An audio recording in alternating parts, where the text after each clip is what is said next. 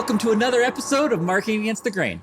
I'm your co-host, Kipp Bodnar, here, as always, with my friend and co-host, Kieran Flanagan.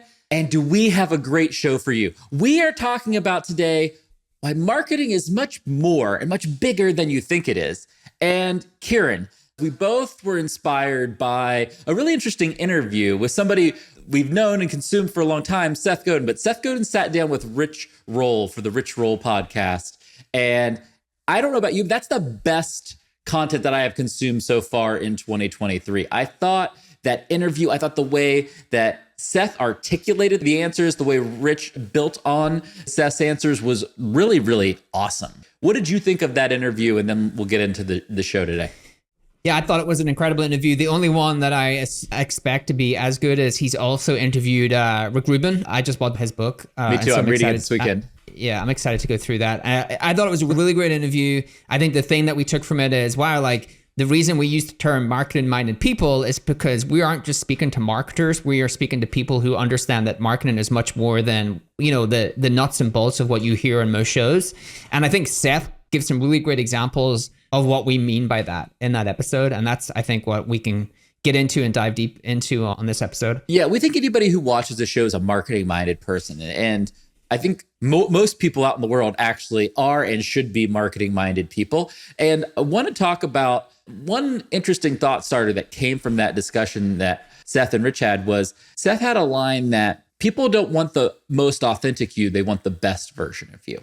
And I thought that was really interesting because in the 2010s and the teens, whatever we're calling that decade, like the era of like Facebook and social media, it was all about, oh, let's be authentic. Let's be authentic brands, transparent brands, all of these things.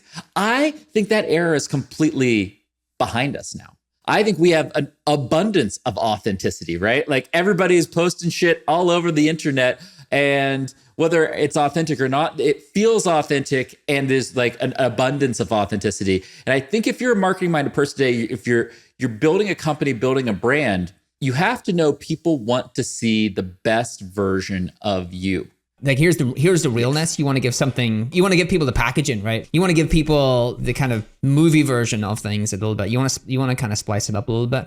So I thought that was a great line from that show. The other thing that you and I talked about was the fact that he talked about marketing from the viewpoint of not just how you can build brands, but how you can change minds. Change minds, change the world. Yeah, and that's the part that resonated with me, which is like his latest book is about climate change. And he talked about the fact that part of the problem with climate change is not so much that people don't care about the problem, it's that they have not been told the right story around that problem. And that for the most part, when people want to talk about climate change, someone tells them, hey, it's a complicated subject. And you immediately tell someone it's complicated, then their eyes glaze over. That there's a lot of smart people who know things about climate change. And so you are afraid to talk about that thing. And so you feel stupid. And if you feel stupid and you can't talk about something, then you can't actually make that thing better. And it's a really good example of whether you're building a brand or whether you are telling the story about your product, service, your thing you're doing as a creator, the thing you're doing as an artist, the thing you're doing as a local retailer, the thing you're doing as an author, the story matters so much. And all of that, you know, ties back to your abilities as a marketer to tell something that is simple, uncomplicated, is welcoming, like, you know, makes you feel like I can be part of this. You know, it's not going to exclude me if it's for you.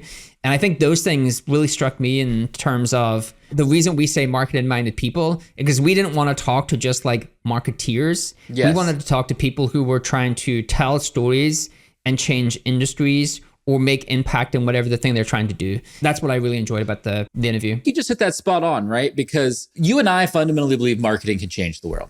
We are pragmatic people. If we didn't think marketing was valuable, we would do something different. Right? And so once you have that kind of core belief, then you say, oh, everybody should be a marketing-minded person, because even just a partial understanding of marketing can change the world, change the cause and the way that you're trying to put the dent in the universe, right? And I think that is what's really important. I think that's what Seth did a very good job like articulating. And part of building on this is like why marketing is much bigger than you think. I think most people think of marketing as like, oh, I run some Facebook ads, I design a pretty website, I do some iterations of my conversion rates, I send some emails. Exactly. That's not marketing. That's part of marketing, but that's not marketing. You had an awesome 2x2 that I think really shows the breadth of marketing. But I don't know if it's 2x2. I think we should talk about this, which let's is, talk about we can do this live on the show, which is, I was trying to distill marketing down into a couple of key points, because everything is better if you can put it into 2 or 3 points. Yeah. It's easier to understand. I think it's a Venn diagram now that you're thinking about it. Let's go through it. Yeah, I think it's a Venn diagram. This is actually better Venn diagram. And so we're talking a lot about storytelling, but like, I think there's a really important part in terms of marketing that marketing has evolved to over the last number of years. And it's really the reason I'm in marketing, right? I did not get into marketing through the lens of an incredible storytelling. Some people did get into marketing that way. I really got into it through the fact that marketing became much more engineering and data and about iteration and about being able to like build go-to-markets. And so there's like these kind of 2 parts of marketing, which is part of it is storytelling, like the story, the brand, the product positioning. Part of it is the iteration and analysis. And I was thinking about 2x2. I was thinking like, oh, like there's storytelling, there's iteration and data. But actually, for any great marketers, like I strive to be great at both of those things, right? I strive to be a great storyteller. I strive to be great at the data and iteration. So it's more like a Venn diagram. And the third one is leadership, right? And everyone needs to be a great leader. Seth had a really great line. Actually, he talked about education and the fact in schools, they should teach youngsters is how to be a leader. And a leader is not a manager. And people really should understand that. You do not have to be a manager of people to be a great leader, and that they should teach them to solve interesting problems. But that's really the Venn diagram. And so we're talking a lot about the storytelling, but I really think the thing that has excited me as marketing is also very like engineering and data and iterative and go-to-markets. And I think if you can live in the middle of those things, you're going to be a much more successful marketing-minded person. Yeah, so if you're thinking about this, you're thinking about the Venn diagram of kind of analytical iteration to messaging and storytelling is the next circle. And the third circle is leadership. Kieran, when I say leadership, I don't just mean the people who are doing the work with you. I mean, you're leading your customers. You're leading the movement. You are leading the change you want to have happen in the world. The intersection of those 3 things is really marketing. Right. And most people think of one of those circles as marketing instead of the intersection of the 3 of them. Like if you want to do a really strict definition, to me, marketing is the intersection of the 3 of those things. And, Seth in the pod talked a little bit about, marketing isn't putting up a billboard for product nobody cares about and just pushing it down people's throat until they buy enough of it. And he's right. But there is some parts of that are marketing, I think. But you can't do the analytics, you can't do the billboards, you can't do everything else without the storytelling, without the leadership and point of view that you want to have in the moment. Yeah. Hopefully Seth will come on and we can debate some of this. Yeah, we're trying to get Seth on. Something he said I somewhat disagreed with, or I would like to debate with him on, which is, it was the part that you talked about, which is marketing used to be advertising. It used to be trying to do these things, and then it became much more about creating value. And we talk a lot about this. I think the shift in marketing, HubSpot was part of this, is the exchange of value changed, right? The exchange of value used to be salesperson rings you up, take demo, and the value you get is when you decide to buy the product. Hopefully it's a valuable product. If it's not, then you made a bad decision. But then the value exchange got moved up a lot in terms of like HubSpot would give you a ton of value, whether through the free content courses or other brands as well. And you get immediate value before you ever use the product. And that's why I think product-led growth is going to be the most meaningful go-to-market for B2Bs in the future. Kieran's PLG plug. Nice work. PLG. But one of the things he said was, in the olden days, the company would do the thing that you said, which is like the advertising, the billboard, the jingle. And he says, then you fast forward to Google. Do you think Google ever had a jingle? No, it didn't, right? Because it's this new breed of companies. Google didn't do marketing. Google actually just had a far superior product, right? They had a differentiated product. They solved search in a different way through the page link algorithm, where they passed authority through links. And so they were differentiated, and they grew through that kind of having differentiated products. So I would argue they didn't do storytelling. They just released the product, and the product was much better than anything else in the market. You could argue was differentiated from anything else in the market by the way they surface results. And so there is like some companies that grow through the category they created. Yes. And they don't actually need a lot of marketing help until they get to a lot later stage. I actually completely agree with you. And I think I would love for you and Seth to debate that. The next thing I wanted to talk about with you, Kieran, is we talked about that Venn diagram, and to kind of bring it back up again for people, you've got leadership in one circle. The next circle is kind of analytic iteration and data. And then the third one is storytelling and messaging and the intersection of those things. What I think makes a great marketing-minded person and makes a great brand is when you understand that the things in that intersection, Kieran, are often small things. They're not often big things, right? And what I mean by that is like brands that pay attention and companies that pay attention to like every little detail. And I'm wearing a jacket for our YouTubers from an awesome NFT that I support, Doodles. And I bought some merch, which is this jacket. And I love merch. Merch matters. If you're trying to build a great brand, have great merch. And then it's like have all the levels of details, right? Like these like kind of varsity style jackets are super in right now. Like they're like all the rage. And with the cool kids, I'm not a cool kid. But I love that they were like, oh, I'm not just going to make a t-shirt. Like I'm going to make this like high value, high expense piece of merch because that is what our brand is about. Like we're on the pulse of things. We do things different. We are cool, all of those things. And I think that to me is a really sick example of the intersection of those three things. It's like, oh, maybe if I was just an analytical person, I probably would make no merch. And if I was a storyteller, I would make merch, but it would be a t-shirt with like a quote on it, right? And if I was trying to lead a movement, I'd be like, oh, I would probably do some wacky merch or like an art print or something. But when you put the three of them together and you use those skills together, you come up with something that is on trend, relevant, super cool. And I think when we talk about being marketing minded, it's really the power of the intersection of those three skills, right? Part of that is, what is marketing's role in crafting this story? Yeah, we haven't talked enough about story yet. We should talk a little bit more about story. The vision, there has to be some semblance of a vision from the founder. I think if you join a company and there's no real vision from the founder, you should leave. You're going to have a hard time. You should leave. Story as an afterthought. You are being really nice. Why craft. are you being so nice? Well, I don't know if you should leave because you could actually let me give you an example of where you wouldn't leave. You join company, product is differentiated and has gone insanely viral, and there's no real anything around it other than this thing is just like a hit. This is a smash hit. Like people love this product, and I can give you some examples. Then I think you're like, well, I can, I have a pretty great foundation to create a story on, and the story is like an accelerant, not a requirement. But there still had to be some initial vision to make that hit. Let me give you an example. Like one of our favorite tools, Loom. I bet you Loom didn't sit down and think, there's this overarching vision around the product. They actually pivoted a bunch of times, built a product that was really easy to create video from. So I'm gonna push back a little. Shahid is the founder of Loom, is a Teal Fellow. And like every Teal Fellow has basically crushed it, first of all. And second of all, like I think he did have a vision around collaboration. I don't think he knew how that he was going to try to help people collaborate, but he knew he wanted to do something in collaboration, which is maybe not a complete vision, but it's like at least the roots of. Yeah, let's define what we mean by vision, I guess. Because that's a better thing to do. Because I'm not saying like Loom just randomly put out a product and didn't know what they were doing.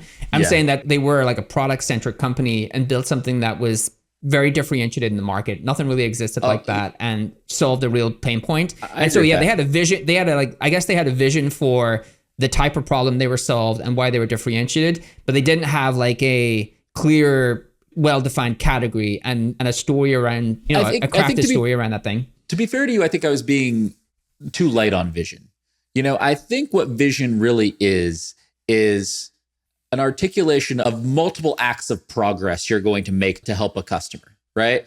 And like if you take the HubSpot example, like Brian and Dharmesh started with like, oh, we're going to help small businesses sell online, right? Like that was act one. Then act two was, oh, actually there's this thing called inbound marketing.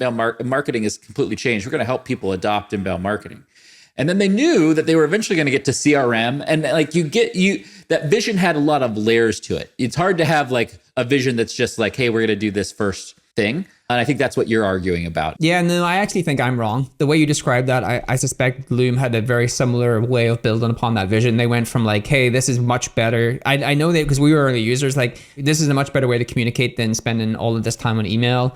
And then they build up to like, this is a much better way for your entire team to communicate and add more context, add more, like one of the things about that is like it adds more personality and context gets lost in email and Slack. Yeah. And so I actually think I was wrong. I was thinking about vision from like a crafted story. Like the vision I was actually thinking about was the age old, like way you position a product, which is like the change in the world, why this is the thing that matters. You were thinking about positioning.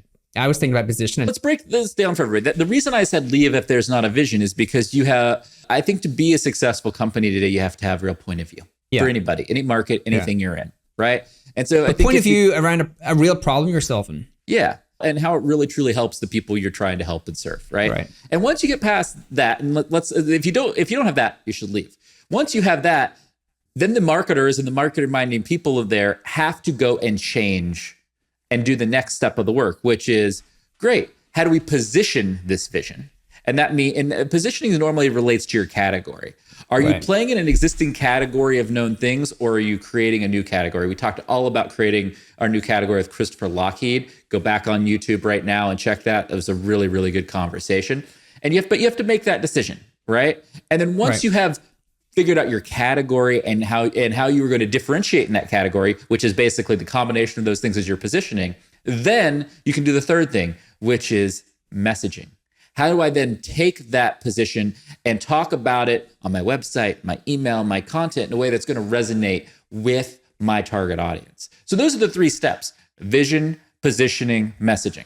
There's a person who listens to this podcast who does really great graphics. They did one for something I said in the show where I went Yahoo search directory, Google search engine, Chat GPT search assistant. So if you're listening to this, you could really do a really great graphic for what Kipp just said. So like, I really like that structure, which is, it starts with a clear vision, which is a clear point of view in the problem you're solving and why you're solving that in a differentiated, better way. And then it gets into positioning. And positioning is, are we in an existing category or are we in a new category? And then you just decide on those things, and then you go into messaging. And then everything just becomes about how you tell that message, whether you're in the existing category or whether you're in the new category. And actually what I was talking about was the fact that you can have a hit before you actually really need to think deeply about the positioning part. Yeah, that is exactly what you're talking about. That's totally right. I'd actually make an argument to kind of close this point out. It's like the vision step, that is largely the founders or the CEO of the company. That's their job.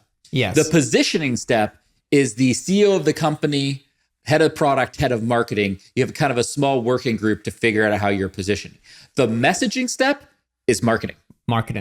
Right? Like if you think about who owns those 3 steps, like who's in charge of making them happen, that's how that flows. Marketing needs to understand and be aware and involved of all 3, but marketing really starts in it positioning and then completely owns and has to deliver on the messaging side of things. And the messaging is really split between the higher level version of that, the brand own, and then the like functional version of that, the product marketing own, right? They kind of get split into 2. Like, I have a hot take here for you, for everybody listening who's like a big marketing nerd.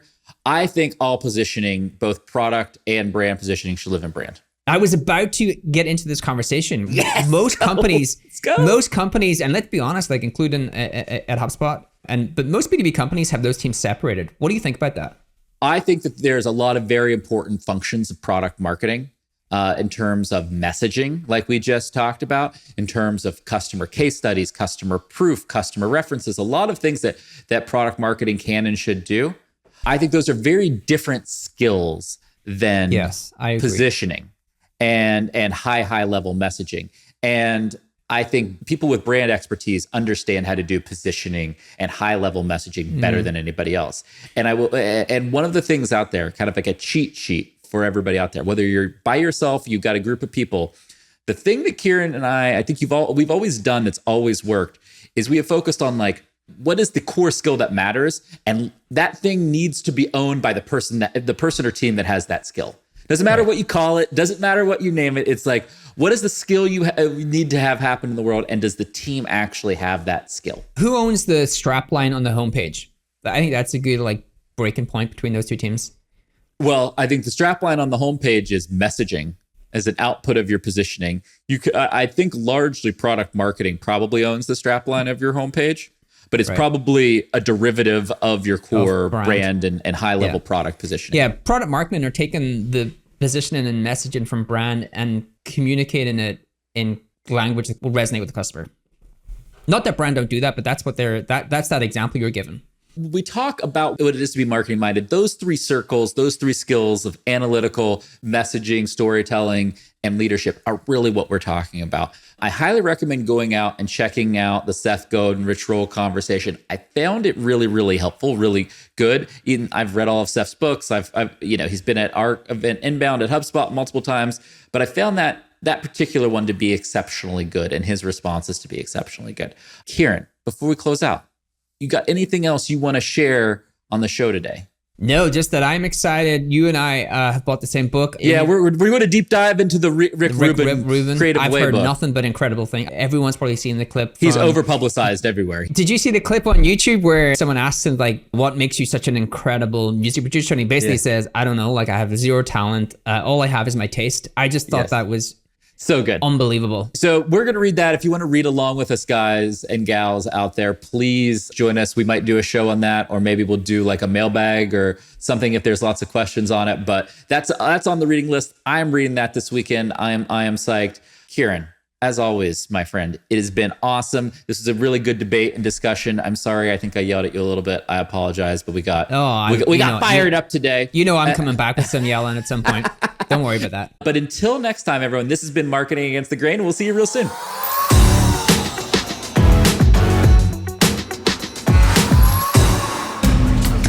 This data is wrong every freaking time. Have you heard of HubSpot? HubSpot is a CRM platform where everything is fully integrated. Whoa, I can see the client's whole history, calls, support tickets, emails, and here's a task from 3 days ago I totally missed. HubSpot. Grow better.